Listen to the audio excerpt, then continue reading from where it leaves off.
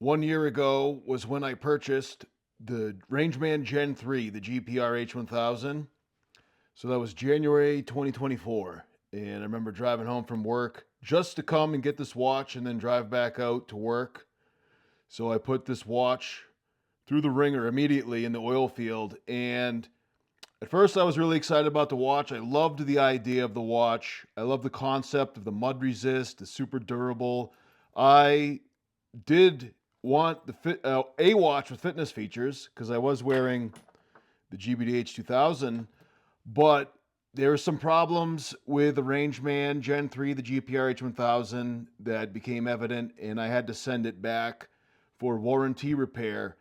And I got the watch back, and it was supposedly fixed, but after wearing it for a while, the problems popped up. And if you're wondering what the problem is, look right there. See that screw? It's coming out, right? The screw is just not staying in, okay? And that's a problem with a watch, that when the pins pop out or the screws come off, that you can lose your watch and not even know it. And that happened to me so many times. I used to buy, El Cheapo watches from Walmart or whatever, and they would pop off. They would get lost in the oil field. They'd be lost in the caliche dirt. And I asked myself, how many times am I going to buy a cheapo watch? Why don't I just buy a regular like G-Shock, a durable G-Shock? So I don't have that problem.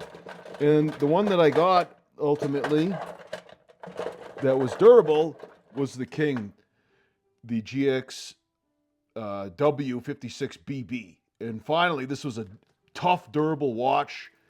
No hesitation whatsoever about its durability. No worrying about the pins popping off and losing the watch. Okay.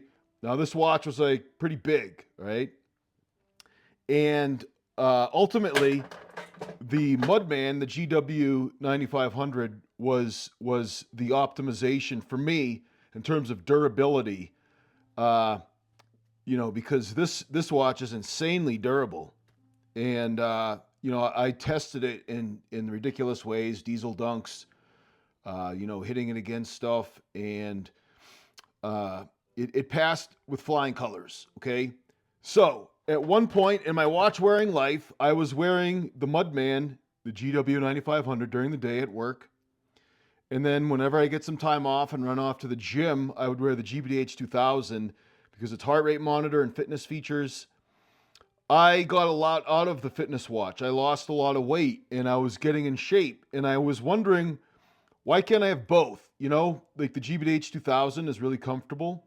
And like I said, I like the fitness features, but I didn't want to wear it to work. It didn't seem super durable like the Mudman. And then last year along came the Rangeman Gen 3, the GPR H1000. And so I was pretty stoked because, like this band's like soft and flexible like the GBDH 2000, and it still has mud resistant buttons, right? And it has all the functionality of the GBDH 2000, with all of the different workouts and a few others too. It had, you know, uh, trail running. No, it had trekking. It had trekking, and then it has the what do you call it? The tide graph, right? So it had a few extra features, okay? And so I thought this is great. This is going to replace me having to wear. I don't have to get alternate between super tough and super functional. Here's one watch that is both functional and super tough. Well, as excited I was about it, I can't recommend it.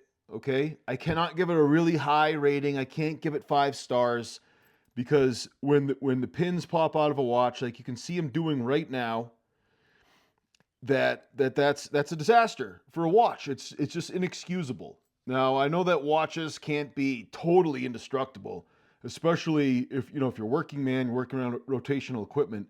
There has to be some engineered breaking point, so because you don't want to get your watch stuck and your hand trapped. Like there has to be a breaking point. I understand that there's an engineering limitation, But just wearing a watch around and then it breaks is just unacceptable. Okay. The other day I made a video about this watch, the GM 2110D, and a pin popped out of the buckle right there, and the watch fell off in my pickup truck as I was shutting the door. Now, it's thank God that it fell into the truck and not outside, because I wouldn't have noticed. I didn't feel the watch pop off. I heard metal clanking and I thought it was my Leatherman. And I was like, gee, that's funny. I don't think I took out my Leatherman. I looked down and there was my church watch. Okay. I've become to really like this GM 2110D. I like the way it looks. I like wearing it around. It's a nice, cool, casual watch. And until the pin popped off and it fell out, I really didn't have a problem with it. I thought it was a pretty good deal. But pins popping out are the problem, right? Because when you look at the watch I'd been wearing for a long time was this El Cheapo Casio. Look at how scraped up and banged up it is, right? So I wore this in the oil field, and it's not like the watch itself failed, right? The watches never fail. It's always something breaking on the strap, and this particular one, the watch itself broke. The pins of this one never came out, but anyways, so with the G-Shock, it's bragging that a watch is 200 meters water resistant and has, can withstand drops out of a 3-story window, this and that. That's nice. But the whole watch system has to be evaluated, right? And so this whole watch system of the GPR H1000 was lacking. And I think that the screws came out because, number one, because the center lug in there that's part of the case has soft plastic. So the threads of the screws just pulled out that soft plastic. It's just white plastic. Maybe it's bioresin, I'm not sure. Oh, it's 5 o'clock. All my watches are about to beep. Listen, they're all about to beep. For some reason, this watch is a little bit ahead. Okay, you guys ready? You're going to hear all the watches beep in a few seconds. They're all going to beep. Here it goes. Ready? 10. Oh, some of them are set ahead. Did you hear that one? Oh, well, let me get my mic nearby.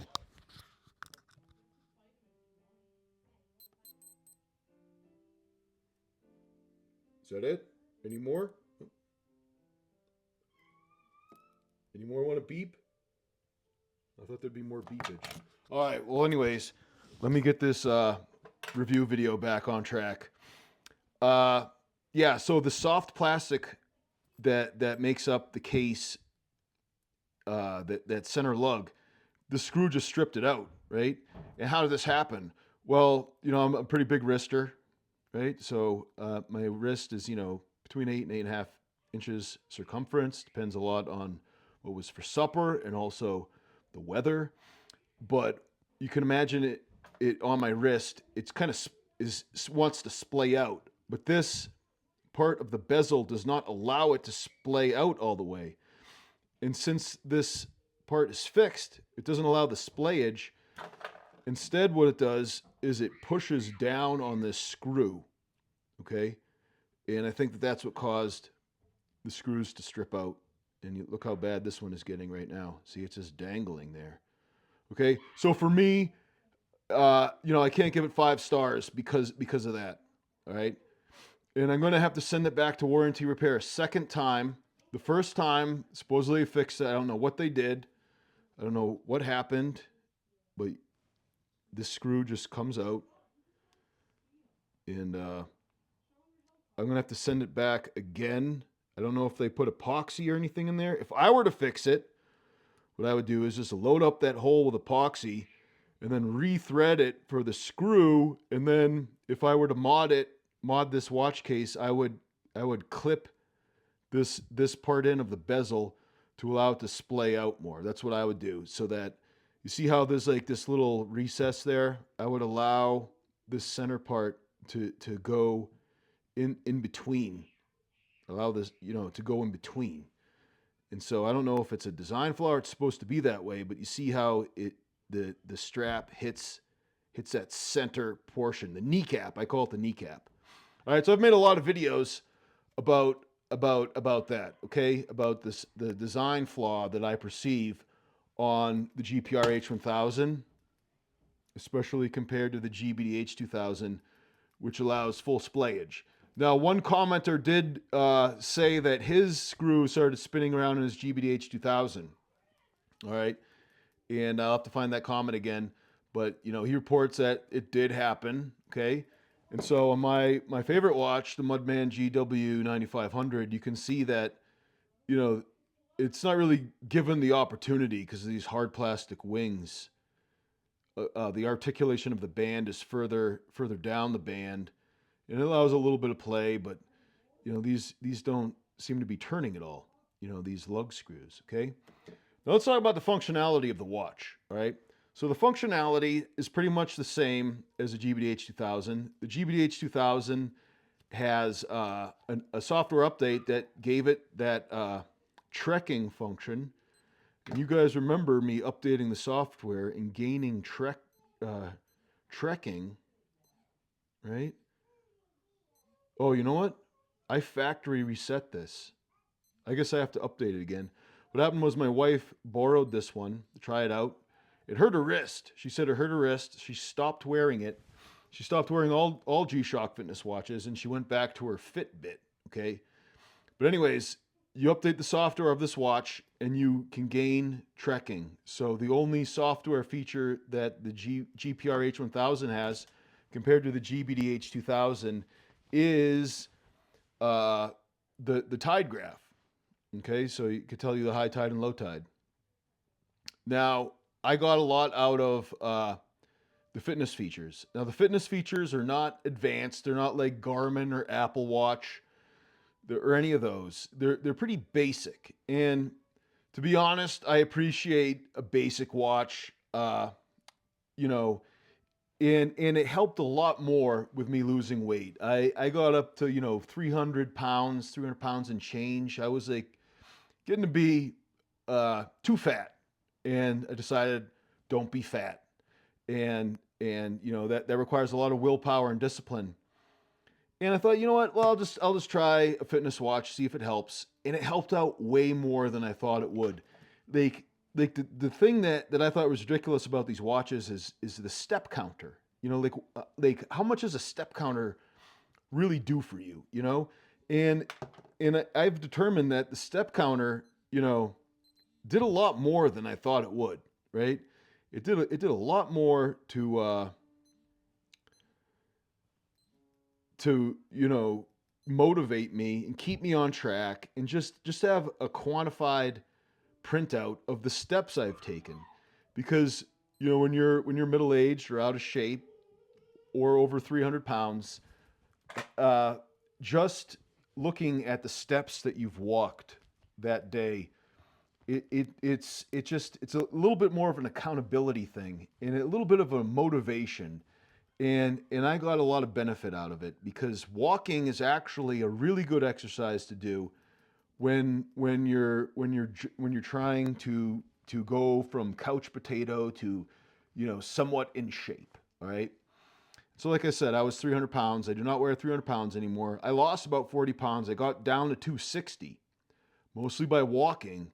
And then I started to work out more. I gained some more weight back. My pant size kept on going down, but right now I'm about 275. Okay. So even though I've gained pounds on the scale, I feel a lot better.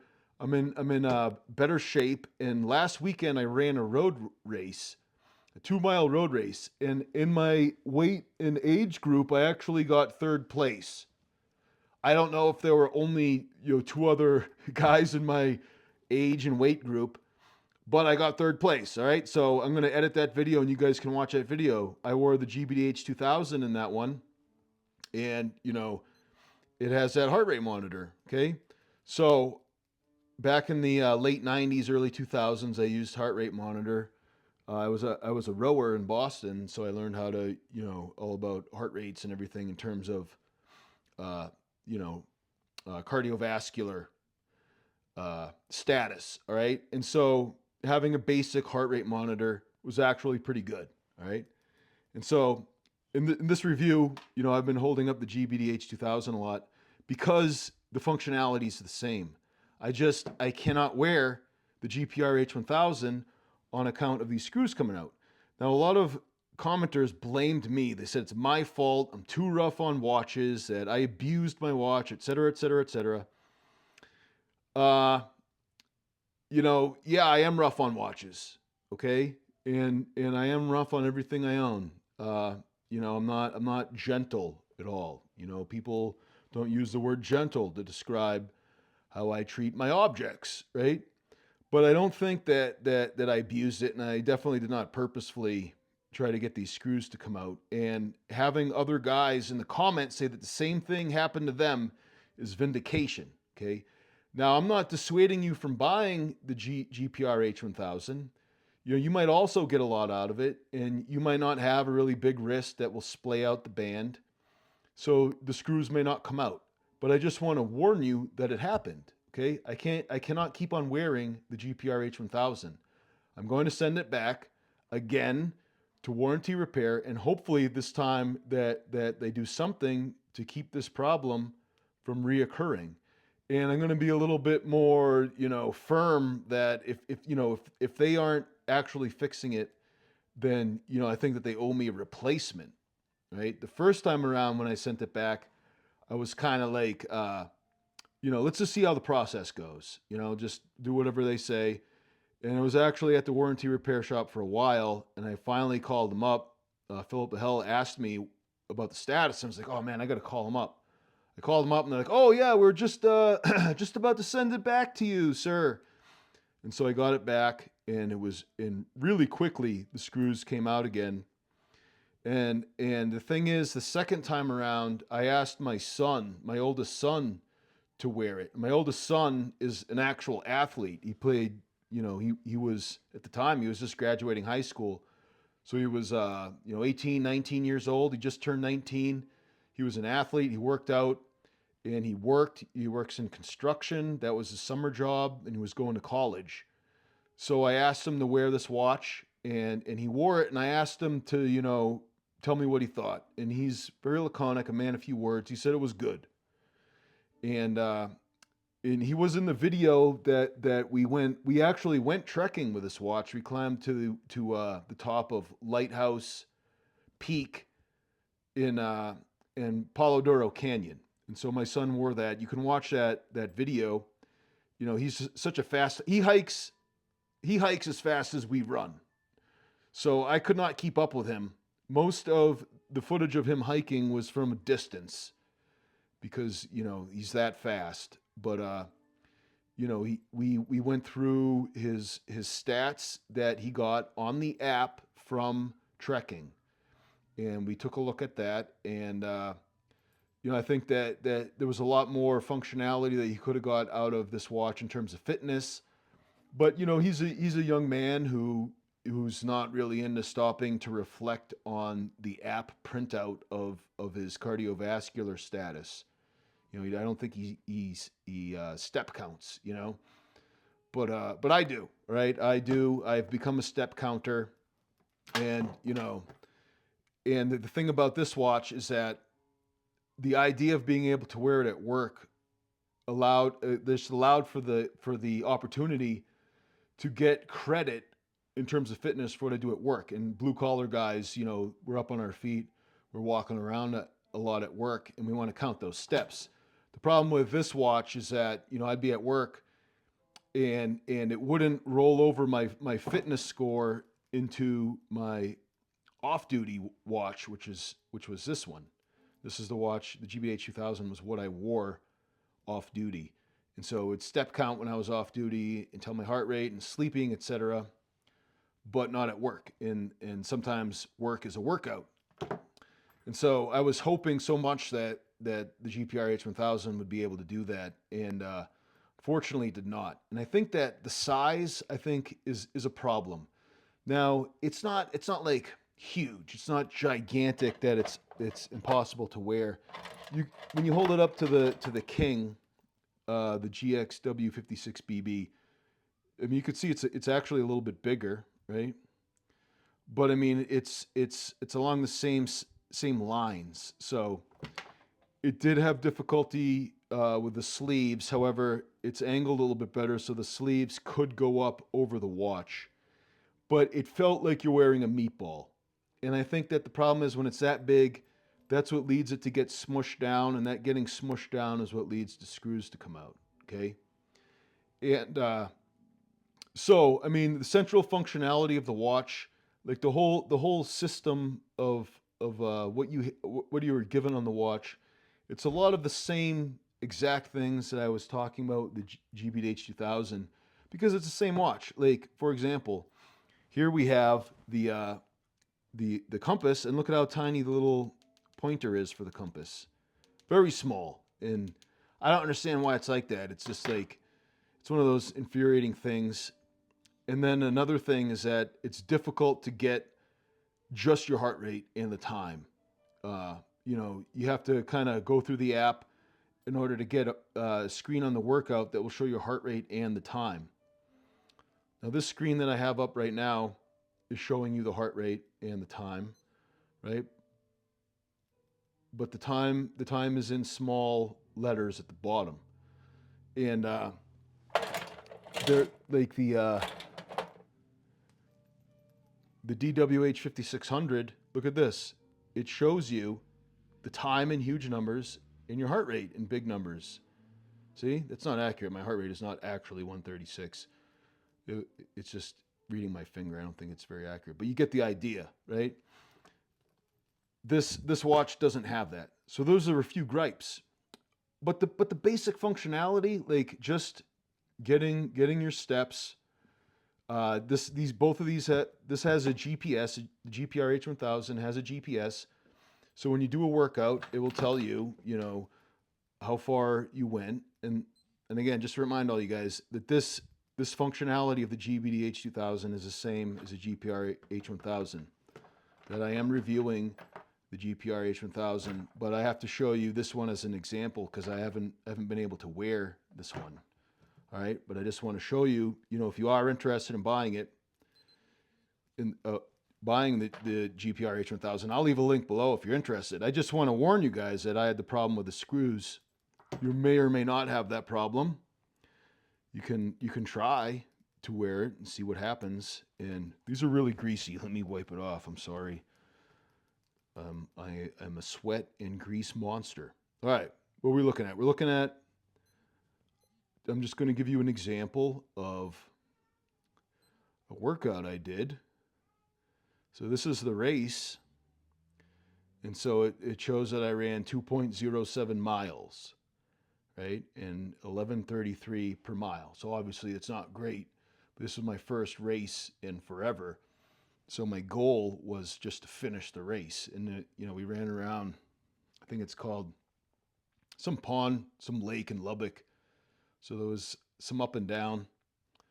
But the GPS will tell you the distance that you walked or ran.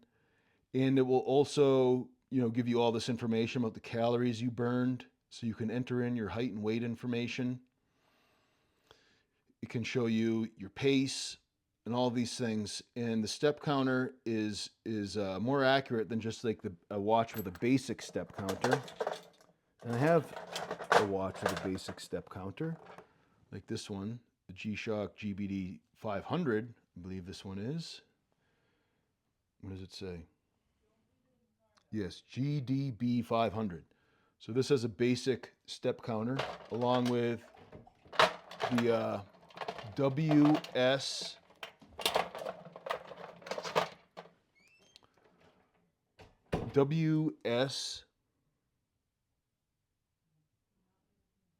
I can't remember WSB 1000. All right, this one has a step counter.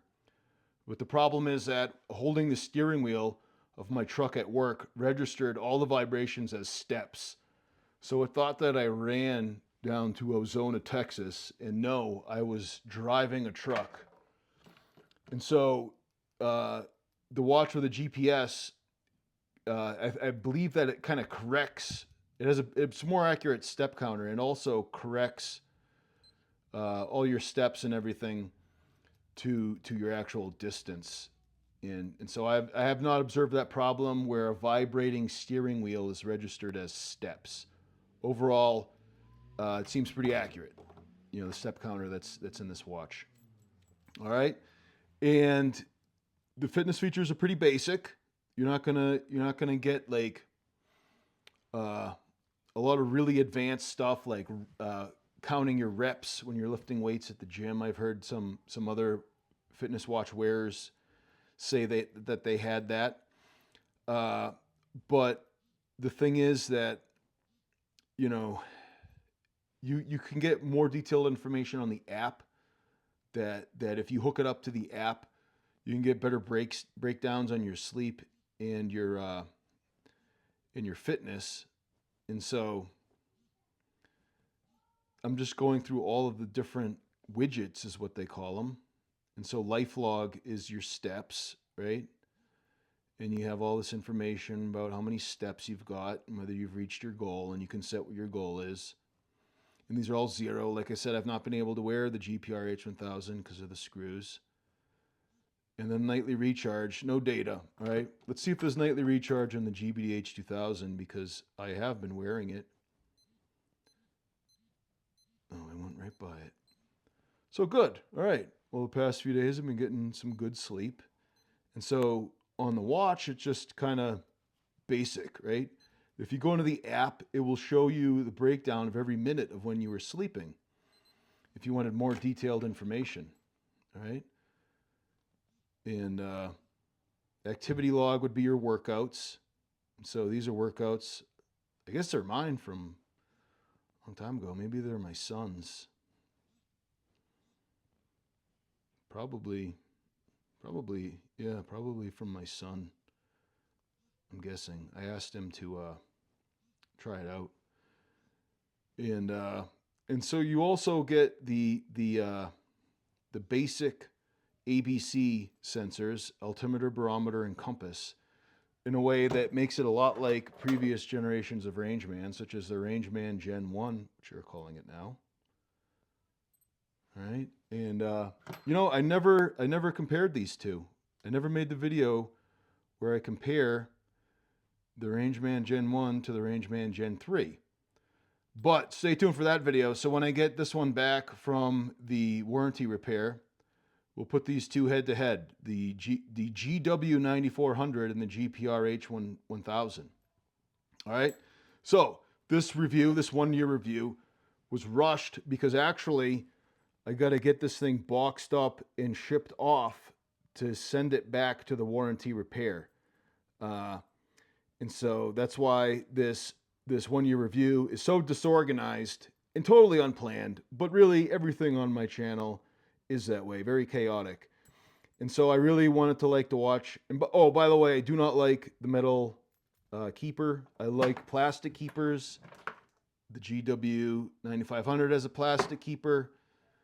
The GBD H2000 has a plastic keeper. Much prefer the plastic keeper, but it's a kind of must be a Rangeman thing to have the metal keeper. Definitely looks cool, but it pinches. And I think this one looks good, the GPR H1000. I just wish that it worked. I wish that the screws didn't come out. This would have been the watch I would wear all the time, except for church, and I have a church watch, right? Maybe on Sunday mornings when I'm at church wearing my church watch is exactly when I would charge up the GPR H1000, which leads me to the other point, charging. So if you always have everything on, you do a lot of GPS workouts and you have the heart rate monitor on, you get about a week of charge. And, if you're judicious about how often you have the heart rate monitor on and you don't do a lot of GPS workouts, so more like gym workouts, then you can get a month, even more than that. And if you only use it as a watch, I think that you would get about a year. And these are all just rules of thumb, because the solar charging on the GPR H1000 assists with the charging up the battery, but cannot completely keep it charged forever. Like eventually you'd have to plug it in. You need a special charger to plug it in. It's a clamp charger, right? It clamps on, and these two terminals make contact in the back, and it's a USB-A. All right, and so eventually you have to charge it up. But the battery life seems better on the GPR H1000 than the GBD H2000. And the solar power, the solar charging does give it a little bit more, but it cannot charge it up fully and not forever, right? Eventually you have to plug it in. And there is power saving mode that, you know, if it senses it's dark, it will blank the screen, try and save battery. Okay, but GPS and the heart rate monitor take a lot out of the batteries of a watch. I don't think you could ever expect solar power to charge a heart rate monitor and a GPS. Now, the thing that I wish that would happen would them say that the sun can indefinitely keep the time going, like just the time. If you just wanted just the beautiful MIP screen with the time telling, I wish that the solar could do it, but I don't think it can. I mean, I'm kind of extrapolating here based on my experience, but it seems like you need a lot of sun, and in my experience with the sun gives it 1 bar of battery. Okay, but again, I didn't get to test that like firsthand. I'm extrapolating a lot of that because of the screw problem, right? Most of my experience with the solar charging is from the GBDH 2000, which, like I said before, I'm sorry to say it again, people might get sick of me saying this, but it's essentially the same watch inside, just different bodies, right? Even though these watch faces look different because I changed the watch face. You can customize a lot of things on the watch, but the inner module is essentially the same. Like I said, a little bit better solar charging, a little bit better battery on the GPR H1000. Now, is the GBH 2000 more durable? Well, I never really tested it that hard. I didn't really put this one through the ringer when I bought it. I was like, wow, this feels really comfortable, really nice. Doesn't feel super durable to me, and so I always kind of backed off. Like if I was doing something particularly dirty or rugged at work, I'd actually just take it off. Unlike the GW 9500, I would not take this one off. I would purposefully, subject it to the worst I could just to see how it would work. And this one, like I didn't like abuse it as much as I did this one, but I'm sorry to say the GPR H1000 to this point did not meet my specifications. I cannot recommend it. I don't want to dissuade anybody from buying it if you have your heart set on it, but I want to warn you that I did have durability issues. But I am the type of guy who happens to find durability issues, if there are any, with anything that I own. It's just, I'm just really rough on stuff, you know? Gentlemen, Jesus is the way, the truth, and the life. No man comes to the Father except through him. I'm Jim Kincaid. Thanks for watching.